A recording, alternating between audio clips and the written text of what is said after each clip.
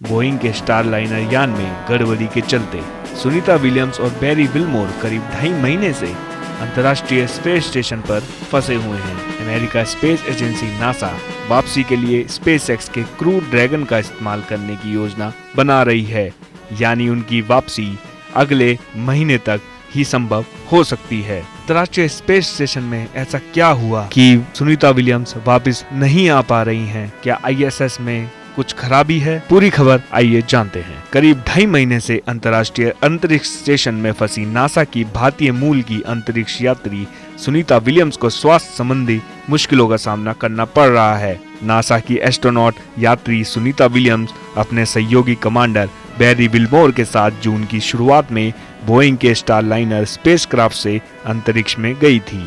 दोनों को एक सप्ताह बिताकर धरती पर वापस आना था, लेकिन बोइंग के स्टारलाइनर में खराबी के चलते उनकी वापसी में देरी हो रही है।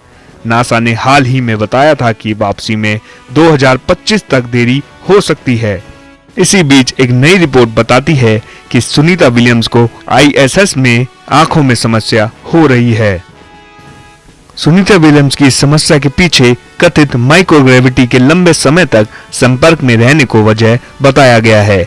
सुनीता विलियम्स की समस्या को space flight associated neuro ocular syndrome sense के रूप में जाना जाता है।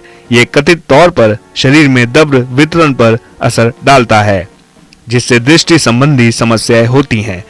इससे दिखाई देना धुंधला हो जाता है और आंख की संरचना भी बदल सकती है। विलियम्स की आंखों के स्वास्थ्य का पता लगाने के लिए उनके रेटिना, कॉर्निया और लेंस का स्कैन भी किया गया है। सुनीता विलियम्स और विल्मोर को वापस लाने के लिए अमेरिकी स्पेस एजेंसी नासा स्पेसएक्स के क्रू ड्रैगन मिशन का इस्तेमाल करने की योजना बना रही है। क्रू ड्रैगन मिशन सितंबर 2024 के लिए निर्धारित है। इसके फरवरी 2025 में पृथ्वी पर वापस आने की उम्मीद है। विलियम्स और विल्मोर इस मिशन पर पृथ्वी पर वापस आ सकते हैं। ऐसा होने पर अंतरिक्ष में उनका प्रवास 8 महीने से अधिक हो जाएगा। अंतरिक्ष मिशन में देरी के लिए बोइंग को कड़ी आलोचना का भी सामना करना पड़ रहा है। ऐसे में अपने अंतरिक्ष यात्रियों को वापस लाने के लिए प्रतिद्वंदी स्पेसएक्स के अंतरिक्ष यान का चयन करना कंपनी के एक झटके की तरह होगा। पिछले कुछ महीनों में कई रिपोर्ट में बताया गया है कि बोइंग कई तकनीकी मुद्दों और देरी से जूझ रहा है, जिससे चलते भारी लागत आई है। इसी बीच एक और समस्या अंतरिक्ष यात्रियों के लिए स्पेस सूट को लेकर आई है। स्टारलाइनर के लिए डिजाइन किए गए स्पेस सूट स्पेसएक्स के क्रू ड्रैगन के लिए उपयुक्त नहीं है।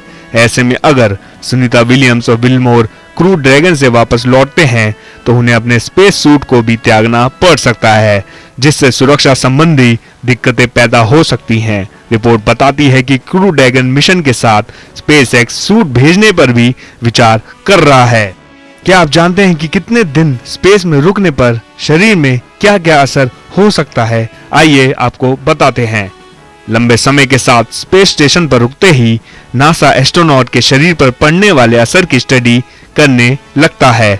नासा का एक प्रोग्राम चलता है जिसमें 3.5 महीने रुकने पर शरीर में क्या क्या असर होता है वह बताया जाता है। 8 महीने रुकने पर और उससे ज्यादा रुकने पर इस दौरान शरीर पर क्या असर होता है वह बताया जाता है। इस दौरान शरीर की मांसपेशियां कमजोर होती हैं, हड्डियों का घनत्व कम होता है। ज्यादा समय तक रुकने पर दिल संबंधी बीमारियां भी हो सकती हैं।